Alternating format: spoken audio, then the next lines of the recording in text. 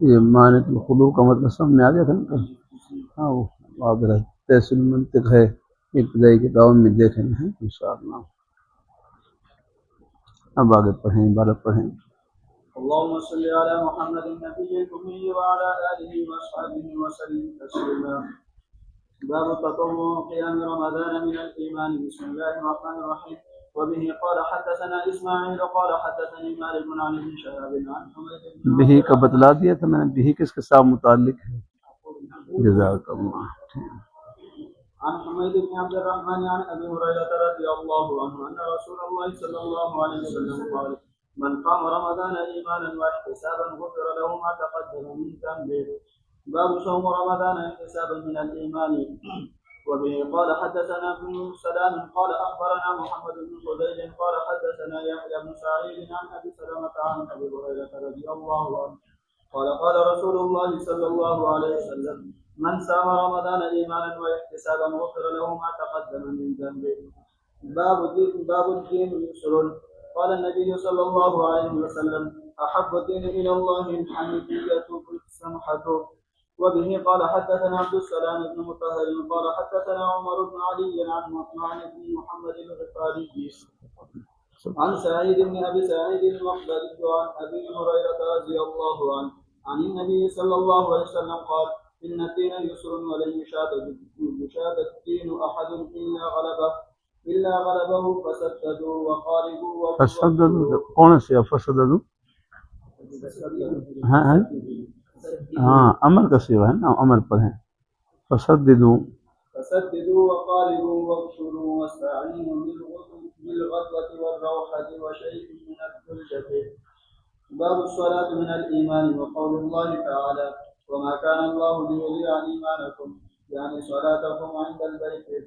وبه قال حدثنا عمرو بن خالد قال حدثنا زهير قال حدثنا ابو اسحاق عن البراء ان النبي صلى الله عليه وسلم یہاں بالغدوہ ویسے غین پر ضمہ لکھا ہوا ہے، لیکن ہاں آپ پاس کیا لکھا ہے؟ زبر ہے. یہ میرے پاس ضمہ لکھا ہے. اب اس کا فیصلہ آپ کیسے کریں گے؟ ہاں لغت میں دیکھیں، آپ دیکھو لغت میں کیا لکھا ہے. آپ دیکھو اس میں تو میں خال. ہاں چلو دیکھ لو، چلو آگے پڑھیں. پڑھ لیں اور ساتھ پڑھیں. ہاں پڑھ.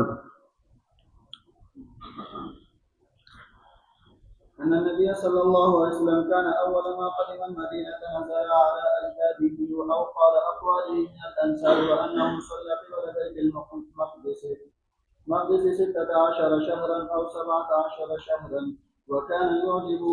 اتنی بات تو آپ سمجھ گئے نا. صلی قبل بیت المقدس یا مقدسی کیا معنی ہے اس کا؟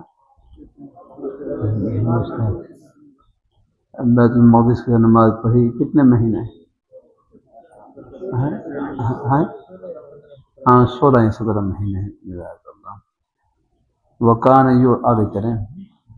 تھوڑا سا آپ مطالعہ کریں گے تو حدیث شریف کا ضرور انشاءاللہ مفہوم کا نور نکل کر آپ کے سینے کو روشن کرے گا. کیا لکھا ہے؟ غدوہ لکھا ہے. ایک ہی لغت ہے آپ کے پاس. اور یہاں تو غدوہ لکھا ہوا ہے، اس بہت لغات میں باہر میں. لیکن باہر جیسے ایک حدیث میں آتا ہے لغدوۃ فی سبیل اللہ او روحۃ، غدوہ بھی آتا ہے.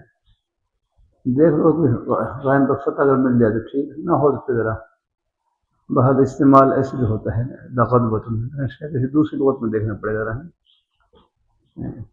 تو بہرحال غدوہ ہی پڑھ سکتے ہیں، غدوہ ہی پڑھ سکتے ہیں. ٹھیک ہے آگے چلیں. وكان يعجب أن تكون قبلته قبل البيت وأنه صلى أول صلاة صلىها صلاة العصر وصلى معه قوم فخرج رجل ممن صلى معه فمر على أهل مسجد وهم راجعون فقال: أشهد بالله لقد صليت مع رسول الله صلى الله عليه وسلم قبل مكة فذهبوا فناهم قبل البيت. وكانت اليهود قد أعجبهم إذ كان يصلي قبل بيت المقدس وأهل الكتاب فلما ولى وجهه قبل البيت أنكروا ذلك.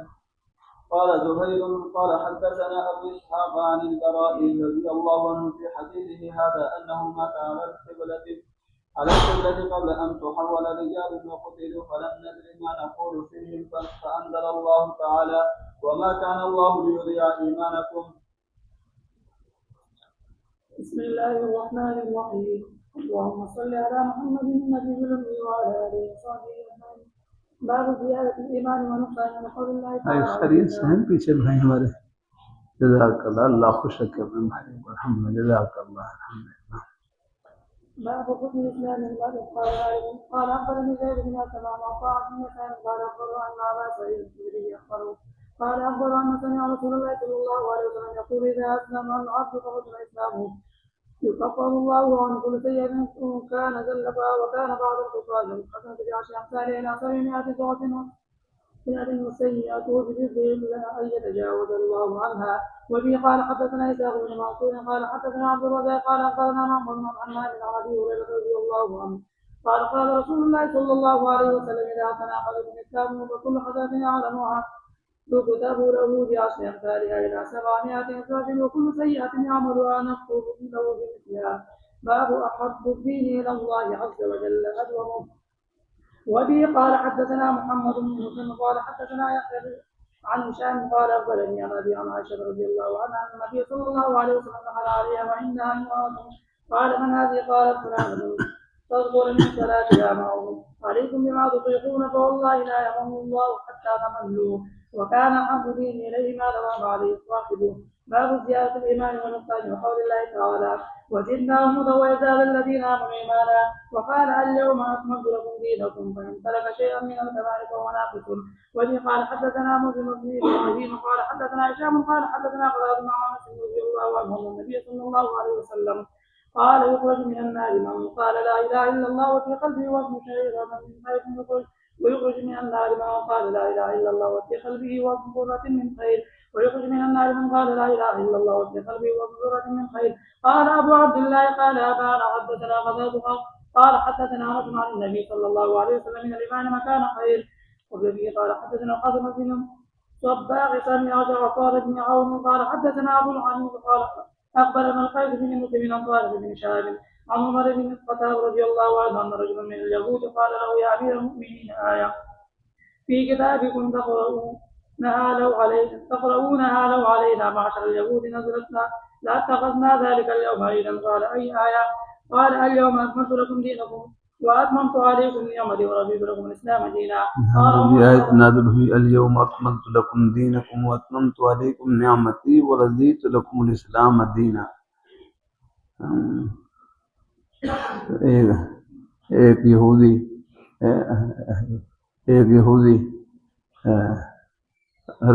अमीर मुमिनीन उमर इब्न खत्ताब रज़ी अल्लाह तआला अन्हु से कहने लगे अगर ये आयत हम पर नाज़िल होती तो हम क्या कर लेते हैं।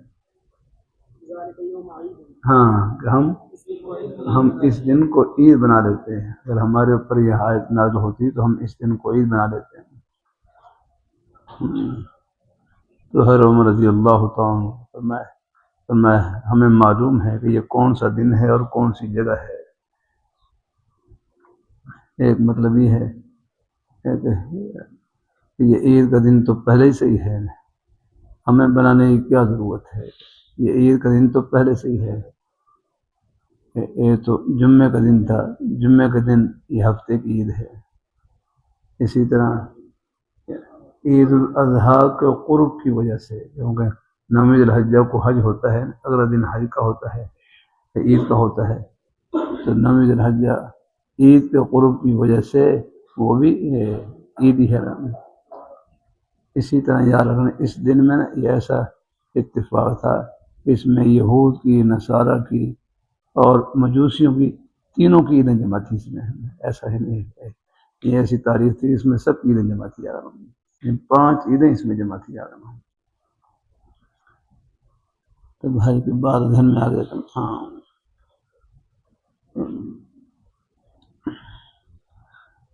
दूसरा मतलब ये भी है कि हर उमर रज़ी अल्लाह तआला फरमाने लगे हम अपनी मर्जी से किसी दिन को ईद नहीं बना सकते। अगर हमारी जो खुशी और गमी है वो अल्लाह ताला के हुक्म के ताबे है। हाँ है कि हम دوسرا مطلب یہ بھی ہے کہ ہم اپنی مرضی سے عید کا دن نہیں بنا سکتے اس کو جب تک کہ اللہ تعالیٰ کا حکم نہ ہو جاتا ہے. ہاں ایک اور ہے. تو آج عبادت ہے میں آگے چلیں. ہماری خوشی اور غمی اللہ تعالیٰ کے حکم کے تابع ہے. جزاک اللہ. آگے پڑھیں. قال عمر قد عرفنا ذلك اليوم والمكان الذي نزل فيه على النبي صلى الله عليه وسلم وهو قائم بعرفة يوم الجمعة. باب الزكاة من الإسلام وقول الله تعالى وما أمروا إلا ليعبدوا الله مخلصين له الدين حنفاء ويقيموا الصلاة ويؤتوا الزكاة وذلك دين القيمة. وبه قال حدثنا إسماعيل قال حدثني مالك بن أنس عن عمه أبي سهيل بن مالك عن أبيه أنه سمع طلحة بن عبيد الله رضي الله عنه يقول جاء رجل إلى رسول الله صلى الله عليه وسلم من أهل نجد سائر الرأس نسمع دوي صوته ولا نفقه ما يقول حتى دنا فهو ويسأل عن الإسلام فقال رسول الله صلى الله عليه وسلم فمثل صلاة في يوم وليلة فقال هل علي غيرها؟ قال لا إلا أن تطوع. قال رسول الله صلى الله عليه وسلم صيام رمضان. قال هل علي غيره؟ قال لا إلا أن تطوع. قال وذكر له رسول الله صلى الله عليه وسلم وذكر. قال هل علي غيرها؟ قال لا إلا أن تطوع. قال فأدبر الرجل وهو يقول والله لا أزيد على هذا ولا أنقص. قال رسول الله صلى الله عليه وسلم أفلح إن صدق أفلح إن صدق. آگے چلیں. باب اتباع الجنائز من الإيمان. وبه قال حدثنا عمر بن عبد الله بن علي منجوفي قال حدثنا راغب قال حدثنا عبد عن الحسن بن محمد عن أبي هريرة رضي الله عنه أن رسول الله صلى الله عليه وسلم قال من اتبع جنازة مسلم إيمانا واحتسابا وكان معه حتى يصلي عليها ويفرغ من دنا فيها فإنه يرجع من الأجر بقيراتين كل قيراط مثل أحد ومن صلى عليها ثم رجع قبل أن تدفن فإنه يرجع من الأجر بقيراط تابعه عثمان بن حسن. قال حدثنا عوف عن محمد عن أبي هريرة رضي الله عن النبي صلى الله عليه وسلم نقول باب خوف المؤمن أن يحبط عمله وهو لا يشعر. وقال إبراهيم التيمي ما عرضت قولي على عملي إلا خشيت أن أكون مكذبا. پہلی حدیث کا مطلب کیا ہے خود بیان کرو ذرا کیا مفہوم بیان کیا کہ جو آدمی مسلمان کے جنازے کے پیچھے چلے ہاں ایمان کے ساتھ اور ثواب کی نیت کے ساتھ ہاں اس کو کیا ملے گا؟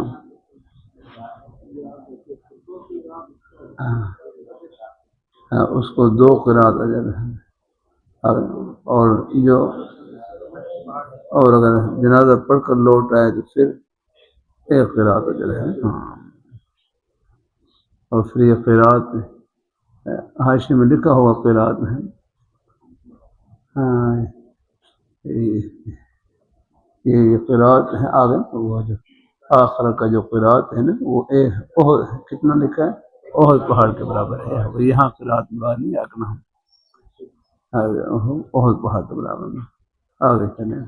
وقال ابن أبي مليكة أدركت 30 من أصحاب النبي صلى الله عليه وسلم كلهم يخاف النفاق على نفسه ما منهم أحد يقول إنه على الإيمان جبريل وميكائيل ويذكر عن القتل ما خاف إلا مؤمن ولا آمن إلا منافق. وما يقصد من الإسرائيل أن تقاتل والعصيان من غير توبة لقول الله تعالى ولم يصروا على ما قالوا وهم يعلمون. وبه قال حدثنا محمد بن عرعرة قال حدثنا شعبة عن زبيد قال سألت أبا وائل عن مرجئات فقال حدثني عبد الله أن النبي صلى الله عليه وسلم قال سباب المسلم فسوق وقتاله كفر. وبه قال حدثنا قتيبة بن سعيد قال حدثنا إسماعيل بن جعفر. مسلمان کو گالی دینا گناہ ہے وقتالہ کفر اور اس کے ساتھ قتال کرنا لڑائی کرنا کفر ہے. یہ کب ہے کفر کب ہوگا جب اس سے لڑائی کرنے کو حلال سمجھے. ہاں اگر ویسے حلال نہیں سمجھتا ویسے اگر کوئی جھگڑا ہو رہا ہے تو پھر نہیں کرو کفر یادہ. ہاں یہ تب ہے کہ جب اس سے لڑنے کو وہ حلال سمجھے جائز سمجھا کرنا پھر ہے. آگے چلیں. یہاں حاشیے میں دیکھنا 8 نمبر حاشیے میں لکھا ہوگا وہ کفر ہے. اب دیکھو حاشیے میں یا تو یہ تغلید پر محمول ہے تغلید پر ہے.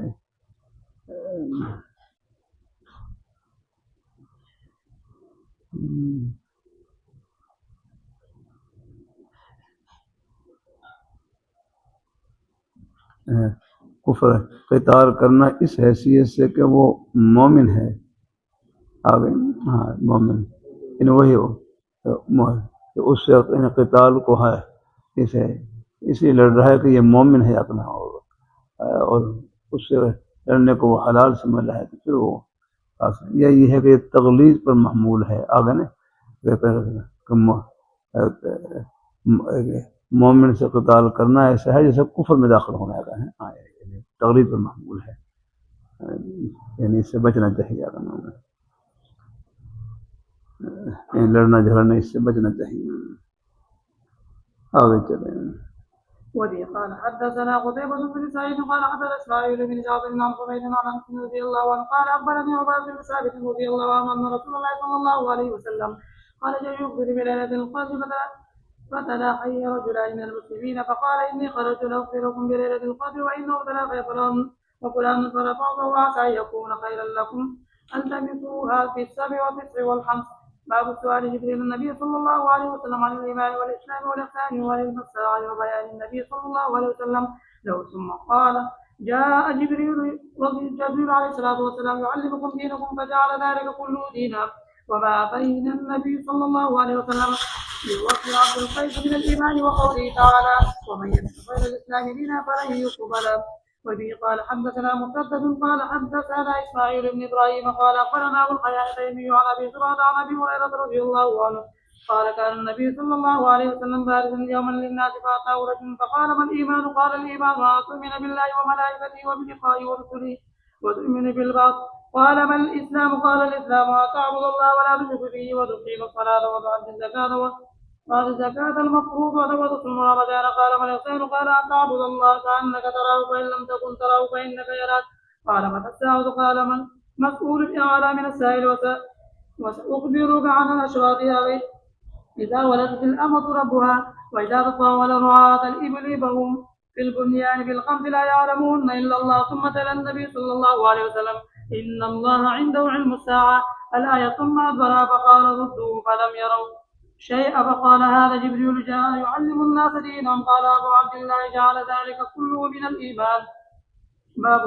وبه قال حدثنا إبراهيم بن حمزة قال حدثنا إبراهيم بن سعد عن صالح عن ابن شهاب عن عبيد الله بن عبد الله أن عبد الله بن عباس رضي الله عنه قال أخبرني أبو سفيان بن حرب عن الحرقل قال له سألتك عن هل يزيدون أم ينقصون فزعمت أنهم يزيدون وكذلك الإيمان حتى يتم. سألتك هل يرد أحد سخط لدينه بعد أن يدخل فيه فزعمت أن لا وكذلك الإيمان حين تخالط بشاشته القلوب لا يسقط أحد. باب الفضل من الاستبراء لدينه. وبه قال حدثنا أبو نعيم قال حدثنا زكريا عن عابد قال سمعت النعمان بن بشير رضي الله عنه يقول سمعت رسول الله صلى الله عليه وسلم يقول الحلال بين والحرام بين وبينهما متشابهات لا يعلمها كثير من الناس ومن اتقى المتشابهات استبرأ لدينه وعرضه ومن وقع في الشبهات لدينه استبرأ لدينه وعرضه ومن اتقى المتشابهات استبرأ لدينه وعرضه ومن وقع في الشبهات كراع يدعي حول الحمى يوشك أن يوقعه إلا وإن لكل ملك حما إلا إن حمى الله في أرضه محارمه. ألا وإن في الجسد مضغة إذا صلحت صلح الجسد كله وإذا فسد الجسد كله إلا وهي القلب. ألا وهي القلب ألا وهي القلب. اللهم صل على محمد. الحلال بين والحرام بين وبينهما مشبهات. حلال भी ज़ाहिर है, हराम भी ज़ाहिर है और इनके दरमियान मुश्तबिहात हैं जिनको बहुत से लोग नहीं जानते हैं। हमारे रावलपिंडी इस्लामाबाद में शेख हदीस मौलाना अब्दुल फज़ाइल साहब रहमहुल्लाह ताला बुखारी शरीफ का दरस दे रहे तो फरमाया अल हलाल बैन, हलाल बैन है, हलाल हलाल ज़ाहिर है। और मैं इसकी नज़ीर जैसे आपने देखा होगा सड़क के इशारे पर जब हरी बत्ती जल रही हो, इशारे की हरी बत्ती जल रही हो یہ کس کی نشانی ہے؟ روڈ صاف ہے، اب بالکل بے فکر ہو کے چلے جاؤ الحمدللہ۔ فرمائی الحلال بین، یعنی حلال بھی ظاہر ہے، والحرام بین، حرام بھی ظاہر ہے۔ فرمایا اشارے پر جو لال بتی جل رہی ہوتی ہے، ہاں یہ خطرے کی علامت ہوتی ہے۔ فرمایا یہاں سے نہ گزریں، یعنی خطرہ ہے کہیں ایکسیڈنٹ نہ ہو جائے۔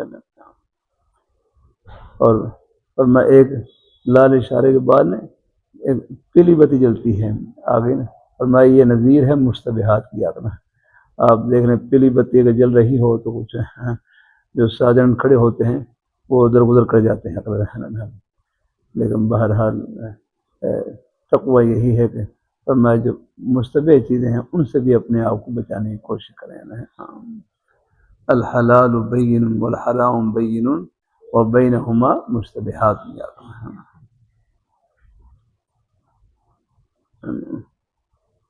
اللہ اپنی مہربانی فرمائے، اللہ اپنی مہربانی فرمائے، اللہ اپنی بارگاہ مقبول فرمائے۔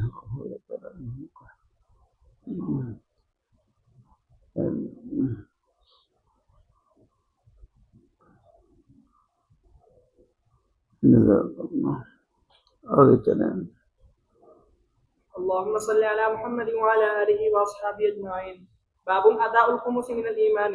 وبه قال حدثنا علي بن الجعد قال أخبرنا شعبة عن أبي جمرة قال كنت أقول مع ابن عباس رضي الله عنهما ويجلسني على سريره فقال أقم عندي حتى أجعل لك سهما من مالي، فأقمت معه شهرين ثم قال إن وقت عبد القيس لما أتوا النبي صلى الله عليه وسلم قال من القوم أو من الوقت؟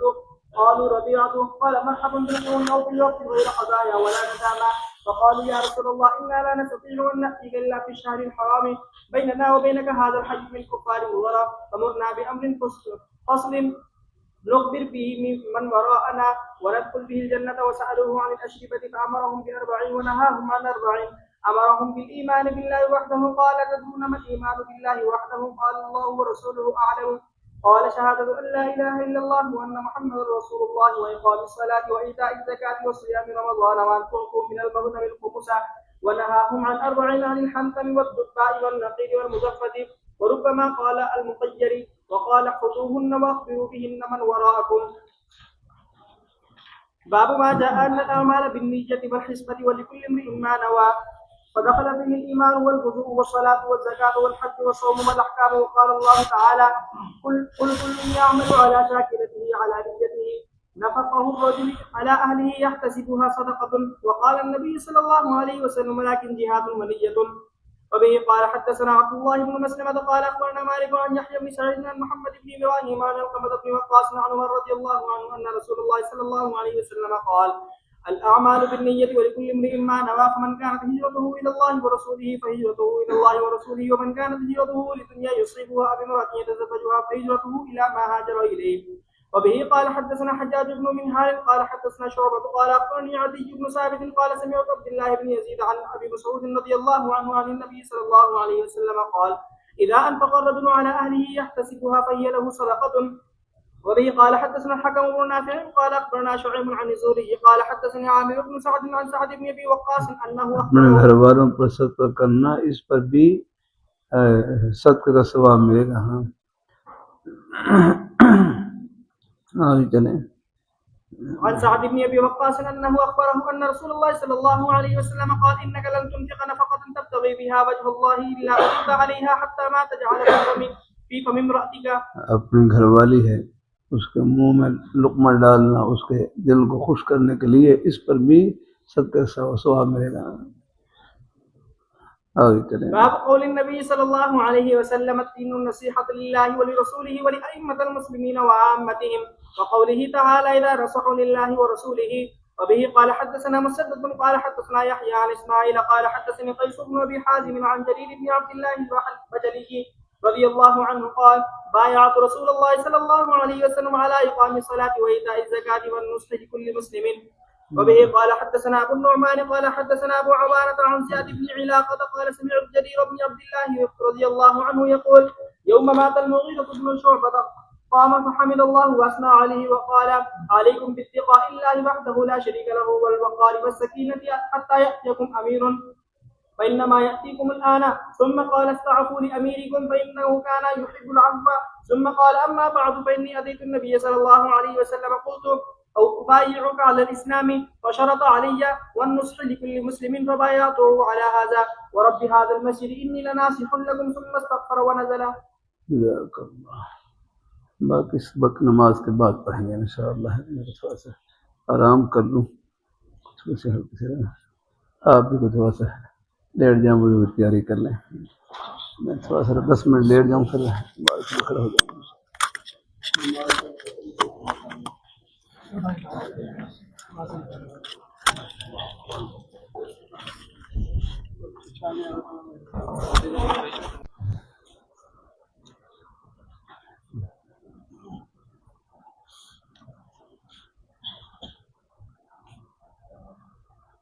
یہ مانت الخضوع کا مطلب سامنے آ گیا تھا نا. ہاں وہ آپ تیسر المنطق ہے, ابتدائی کتابوں میں دیکھیں ہیں انشاءاللہ. اب آگے پڑھیں, عبارت پڑھیں. اللهم صل على محمد النبي الأمي وعلى آله وأصحابه وسلم تسليما.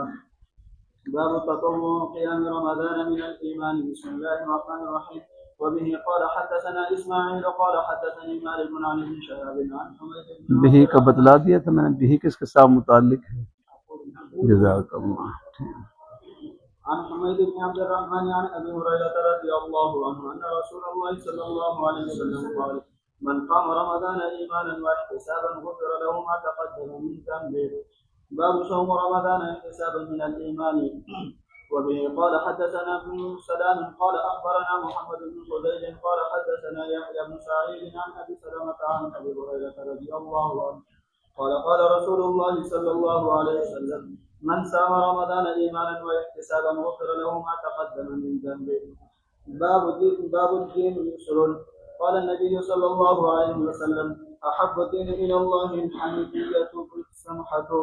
وبه قال حدثنا عبد السلام بن مطهر قال حدثنا عمر بن علي عن ابن محمد الغفاري عن سعيد بن أبي سعيد المقبري عن أبي هريرة رضي الله عنه عن النبي صلى الله عليه وسلم قال إن الدين يسر ولن يشاد الدين أحد إلا غلبه فسددوا وقاربوا. فسددوا کون سے فسددوا؟ ہاں امر کا صیغہ ہے نا, امر پر ہے. فسددوا وقاربوا وابشروا واستعينوا بالغدوة والروحة وشيء من الثلجة. باب الصلاة من الإيمان. وقول الله تعالى وما كان الله ليضيع إيمانكم يعني صلاتكم عند البيت. وبه قال حدثنا عمرو بن خالد قال حدثنا زهير قال حدثنا ابو اسحاق عن البراء ان النبي صلى الله عليه وسلم یہاں بالغدوہ ویسے غین پر ضمہ لکھا ہوا ہے, لیکن ہاں آپ پاس کیا لکھا ہے؟ زبر ہے. یہ میرے پاس ضمہ لکھا ہے. اب اس کا فیصلہ آپ کیسے کریں گے؟ ہاں لغت میں دیکھیں, آپ دیکھو لغت میں کیا لکھا ہے. آپ دیکھو اس میں تو میں خال. ہاں چلو دیکھ لو, چلو آگے پڑھیں. پڑھ لیں اور ساتھ پڑھیں. ہاں پڑھ. أن النبي صلى الله عليه وسلم كان أول ما قدم المدينة نزل على أجداده أو قال أقواله من الأنصار وأنه صلى قبل بيت المقدس 16 شهرا أو 17 شهرا وكان يعجب. اتنی بات تو آپ سمجھ گئے نا. صلی قبل بیت المقدس یا مقدسی کیا معنی ہے اس کا؟ بیت المقدس کی نماز پڑھی کتنے مہینے؟ ہاں 16 یا 17 مہینے ہیں. وکان یو آگے کریں. تھوڑا سا آپ مطالعہ کریں گے تو حدیث شریف کا ضرور انشاءاللہ مفہوم کا نور نکل کر آپ کے سینے کو روشن کرے گا. کیا لکھا ہے؟ غدوہ لکھا ہے. ایک ہی لغت ہے آپ کے پاس. اور یہاں تو غدوہ لکھا ہوا ہے, اس کا لغات میں باہر. لیکن باہرات جیسے ایک حدیث میں آتا ہے لغدوۃ فی سبیل اللہ او روحۃ, غدوہ بھی آتا ہے देख लो कि गैन पर फतह अगर मिल जाए तो ठीक, ना हो तो फिर ज़रा बहुत इस्तेमाल ऐसे भी होता है लग़दवतुन, इसका किसी दूसरी लुग़त में देखना पड़ेगा रहा। तो बहरहाल गुदवा ही पढ़ सकते हैं, गदवा ही पढ़ सकते हैं, ठीक है। आगे चलें। وكان يعجب أن تكون قبلته قبل البيت، وأنه صلى أول صلاة صلىها صلاة العصر وصلى معه قوم، فخرج رجل ممن صلى معه فمر على أهل المسجد وهم راجعون فقال أشهد بالله لقد صليت مع رسول الله صلى الله عليه وسلم قبل مكة، فذهبوا فنهاهم من قبل البيت، وكانت اليهود قد أعجبهم إذ كان يصلي قبل بيت المقدس وأهل الكتاب، فلما ولى وجهه قبل البيت أنكروا ذلك. قال زهير قال حدثنا أبو إسحاق عن البراء رضي الله عنه في حديثه هذا أنه مات على القبلة قبل أن تحول رجال وقتلوا، فلم ندر ما نقول فيهم، فأنزل الله تعالى وما كان الله ليضيع إيمانكم. بسم الله الرحمن الرحيم. اللهم صل على محمد النبي الأمي وعلى آله وصحبه أجمعين.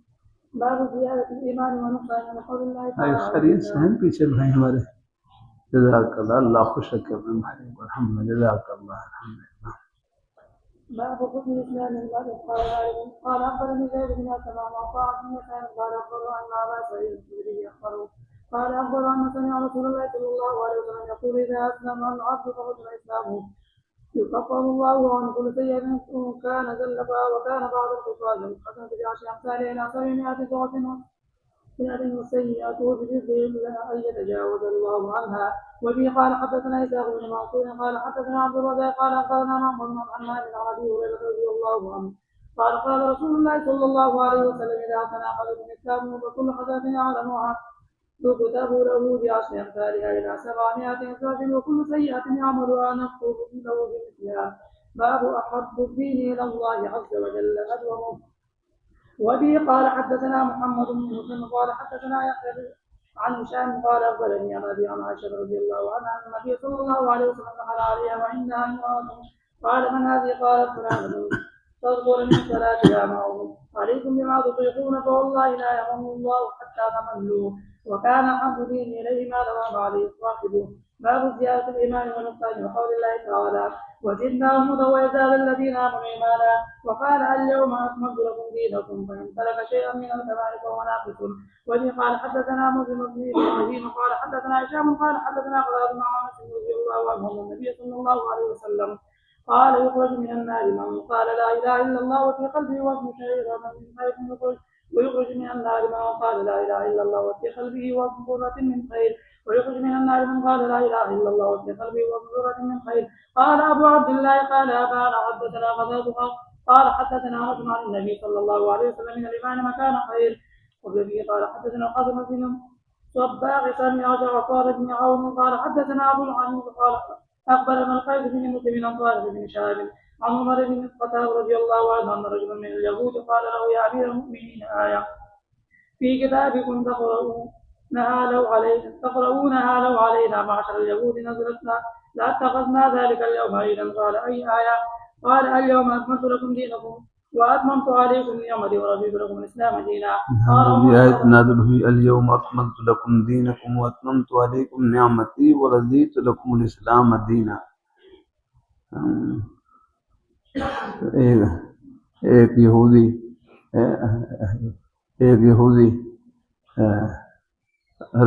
अमीर मुमिनीन उमर इब्न खत्ताब रज़ी अल्लाह तआला अन्हु से कहने लगे अगर ये आयत हम पर नाज़िल होती तो हम देखें क्या कर लेते हैं। हाँ, हम इस दिन को ईद बना लेते हैं। अगर हमारे ऊपर यह आयत नाज़िल होती तो हम इस दिन को ईद बना लेते हैं। तो हर उमर रज़ी अल्लाह तआला फरमाया हमें मालूम है कि ये कौन सा दिन है और कौन सी जगह है। एक मतलब ये है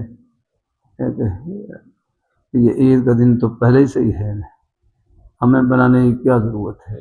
ये ईद का दिन तो पहले से ही है। ये तो जुम्मे का दिन था, जुम्मे के दिन ये हफ्ते की ईद है।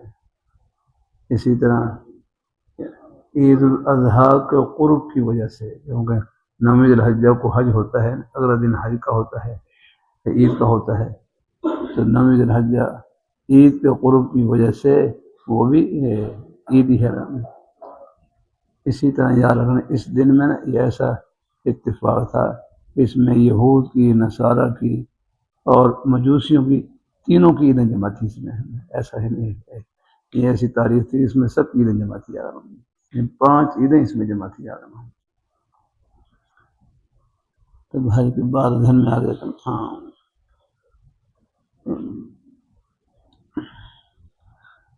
دوسرا مطلب یہ بھی ہے کہ حضرت عمر رضی اللہ عنہ فرمانے لگے ہم اپنی مرضی سے کسی دن کوئی نہیں بنا سکتے، اگر ہماری جو خوشی اور غمی ہے وہ اللہ تعالیٰ کے حکم کے تابع ہے۔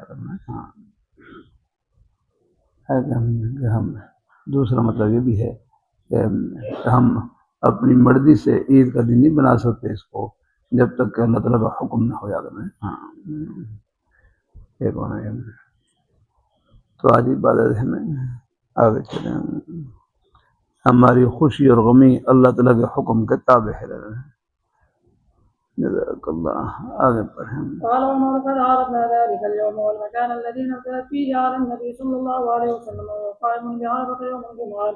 باب الزكاة من الإسلام وقول الله تعالى وما أمروا إلا ليعبدوا الله مخلصين له الدين حنفاء ويقيموا الصلاة ويؤتوا الزكاة وذلك دين القيمة.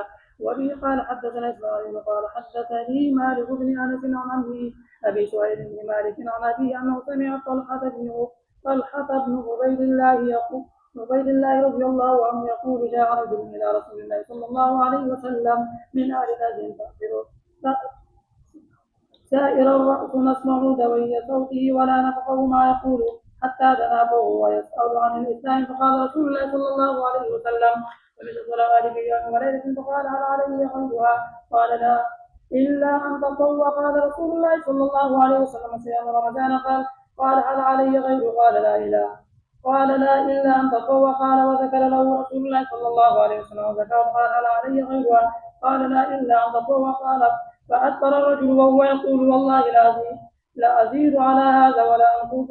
قال رسول الله صلى الله عليه وسلم أفلح إن صدق أفلح إن صدق.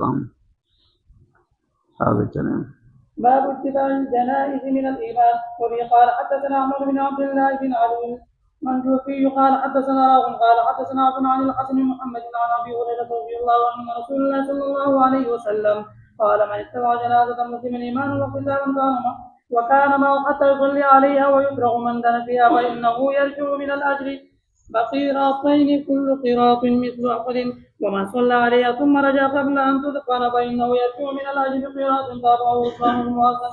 قال حدثنا عوف عن محمد عن أبي هريرة رضي الله عن النبي صلى الله عليه وسلم نقول باب خوف المؤمن أن يحبط عمله وهو لا يشعر. وقال إبراهيم التيمي ما عرضت قولي على عملي إلا خشيت أن أكون مكذبا.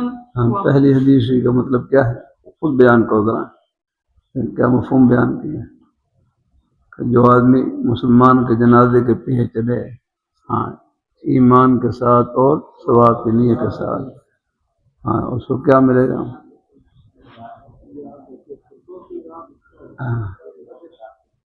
اس کو 2 قرات اجر ہے،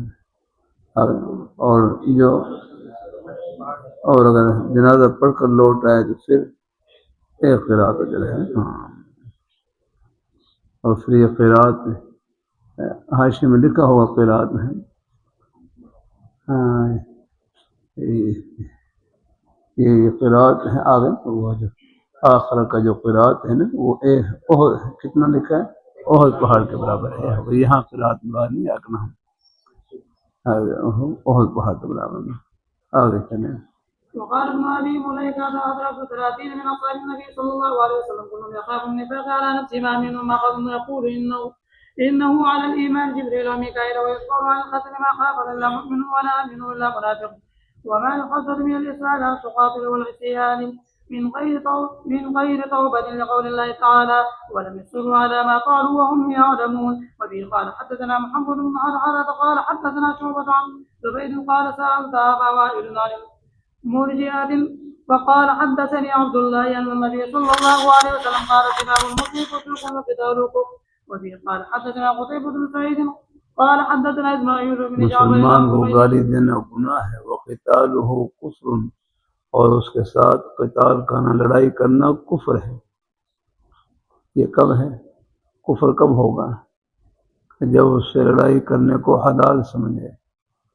हाँ, अगर वैसे हलाल नहीं समझता, वैसे अगर कोई झगड़ा हो रहा है तो फिर नहीं करो, कुफर यादा। हाँ, ये तब है कि जब उससे लड़ने को वो हलाल समझे, जायज समझा करना, फिर है।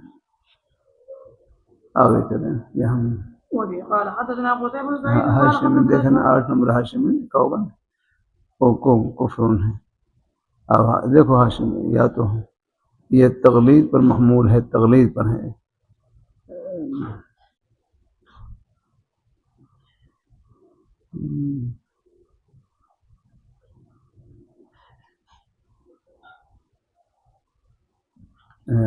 कुफ्र क़िताल करना इस हैसियत से कि वो मोमिन है।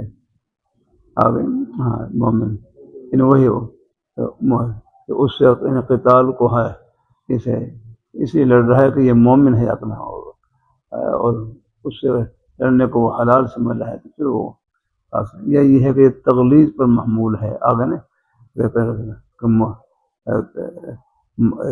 मोमिन से क़िताल करना ऐसा है जैसे कुफ्र में दाखिल होने का है। तगलीद पर महमूल है, यानी इससे बचना चाहिए। लड़ना झगड़ना इससे बचना चाहिए। आगे चले।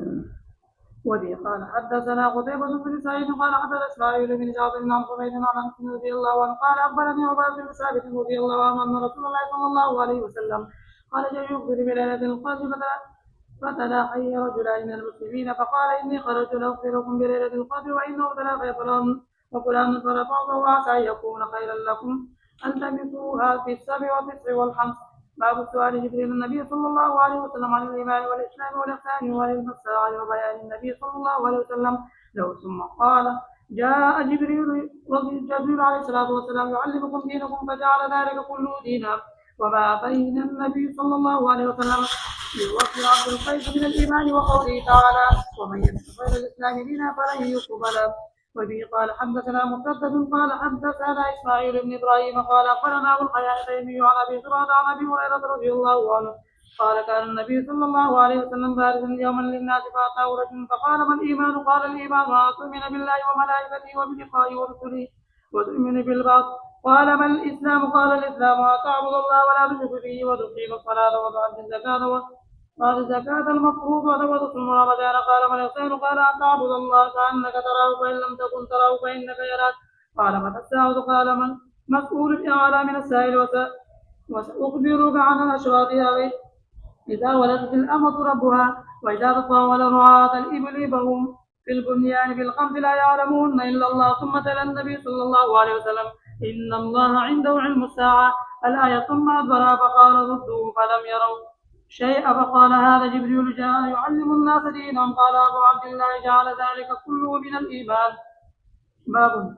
وبه قال حدثنا إبراهيم بن حمزة قال حدثنا إبراهيم بن سعد عن صالح عن ابن شهاب عن عبيد الله بن عبد الله أن عبد الله بن عباس رضي الله عنه قال أخبرني أبو سفيان بن حرب عن الحرقل قال له سألتك عن هل يزيدون أم ينقصون؟ فزعمت أنهم يزيدون وكذلك الإيمان حتى يتم. سألتك هل يرد أحد سخط لدينه بعد أن يدخل فيه؟ فزعمت أن لا وكذلك الإيمان حين تخالط بشاشته القلوب لا يسقط أحد. باب الفضل من الاستبراء لدينه. وبه قال حدثنا أبو نعيم قال حدثنا زكريا عن عابد قال سمعت النعمان بن بشير رضي الله عنه يقول سمعت رسول الله صلى الله عليه وسلم يقول الحلال بين والحرام بين وبينهما متشابهات لا يعلمها كثير من الناس ومن اتقى المتشابهات استبرأ لدينه وعرضه ومن وقع في الشبهات لدينه استبرأ لدينه وعرضه ومن اتقى المتشابهات استبرأ لدينه وعرضه ومن وقع في الشبهات كراع يرعي حول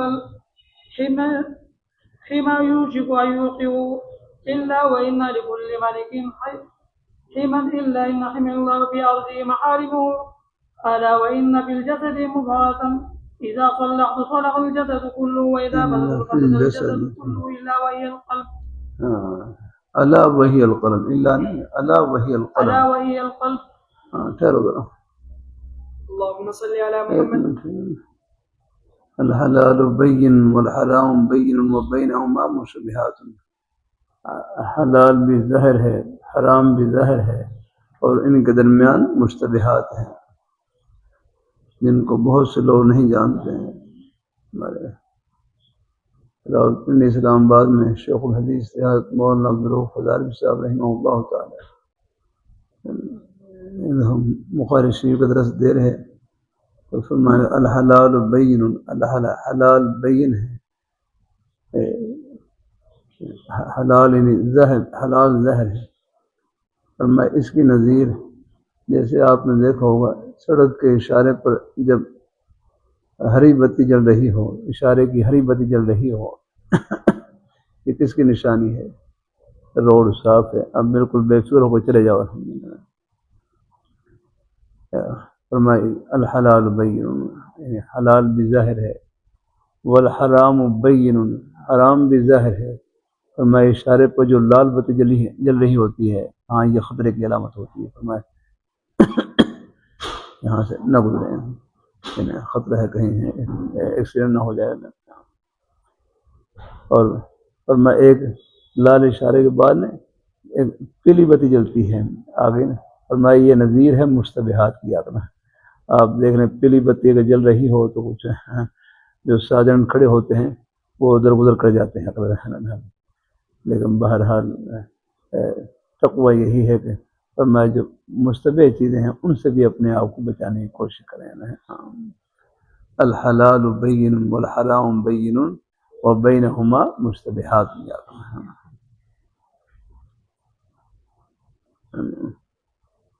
اللہ اپنی مہربانی فرمائے، اللہ اپنی مہربانی فرمائے، اللہ اپنی بارگاہ مقبول فرمائے.